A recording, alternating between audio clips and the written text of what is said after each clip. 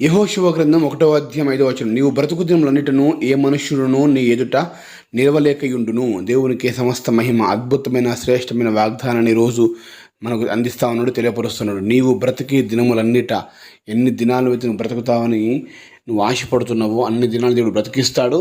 అంతకాలం దేవుడు ఉంచుతాడు. అంత మాత్రమే కాదు, ఆ దినాలలో నీకు ఏ కష్టం లేకుండా, ఏ సమస్య లేకుండా కూడా ఏ మనుష్యుడును నీ ఎదుట నిలవలేక ఉండును. హల్లెలూయ. నీ ముందు ఎంత పెద్ద శత్రువు, ఎంత పెద్ద సమస్య ఉన్నా కానీ అది నిలవలేకుండా దాన్ని నా దేవుడు తీసివేస్తానని వాగ్దానం ఇస్తా ఉన్నాడు. ఈ వాగ్దానాన్ని ఆనాడు దేవుడు యెహోషువకు దేవుడు తెలియపరిచాడు.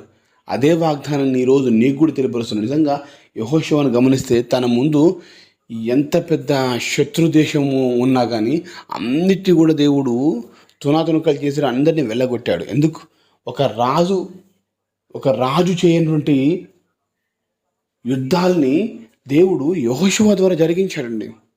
ఆయన రాజుల గ్రంథంలో లేడు, కానీ రాజుల కంటే ఎక్కువ యుద్ధాలు చేసి ఇజ్రాయెల్ ప్రజలకు కనాను దేశాన్ని స్వాస్థ్యంగా అక్కడ వారికి పంచిపెట్టడం జరుగుతుంది. ప్రియ సహోదరులారా, ఈరోజు నీ ముందు ఏ శత్రువును ఉన్నాడని, ఏ సమస్య ఉందని బాధపడుతున్నావు, కానీ ఆ సమస్య నీ ఎదుట నిలవలేదు, ఇలా ఉండదు, తప్పకుండా అది తొలగిపోతుంది.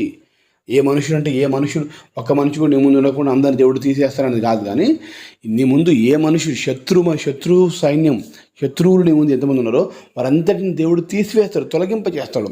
నీ ప్రధాన శత్రువు సాతాను, నీ ప్రధాన శత్రువు సమస్య, నీ ప్రధాన శత్రువు శోధనలు, నీ ప్రధాన శత్రువు అనారోగ్యం, నీ ప్రధాన శత్రువు కోపము, ఇవన్నిటిని నా దేవుడు తొలగింపజేస్తాడు, తీసివేస్తాడు. నీవు వాగ్దానం నమ్మితే ఖచ్చితంగా నీ జీవితంలో అద్భుతం చూడగలుగుతావు.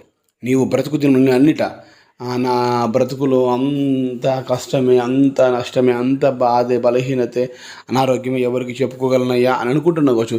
ఇక నువ్వు లెక్క పెట్టుకో, రాసి పెట్టుకో. వాగ్దానం నమ్మితే నీవు బ్రతుకు దినం ఉంటే ఈ రోజు మొదలుకొని ఈ వాగ్దానం నీ జీవితంలో నెరవేర్చబడును గాక. ఏ సమస్య నీ ముందు నిలవలేదు, అది ఒకవేళ వచ్చినా కానీ నా దేవుడు తీసి పారవేస్తాడు.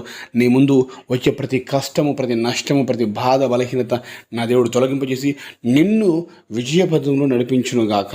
కనుక ప్రియ సహోదరులారా, ఈ వాక్యము ఏదో విన్నాము అయిపోయింది విడిచిపెట్టామన్నట్లు కాదండి. వాగ్దానం ఎత్తిపెట్టండి, ప్రార్థన చేయండి. ప్రభువా, నా ముందు ఈ కష్టం ఉంది, ఈ సమస్య ఉంది. ఆనాడు యెహోషువ ముందు ఏ మనుష్యుడు నిలవలేకుంటున్నాడు అన్నావు, ఆ విధంగా చేసావు. నాకు వాగ్దాన్ని నమ్ముతున్నాను, నా జీవితంలో నా ముందున్న ఏ సమస్య, ఈ కష్టం, ఈ నష్టం అంతా తొలగింపచేయండి అని చెప్పేసి హృదయపూర్వకంగా ప్రార్థన చేయి.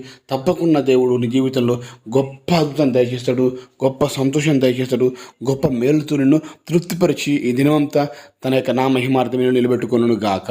ఆమేన్.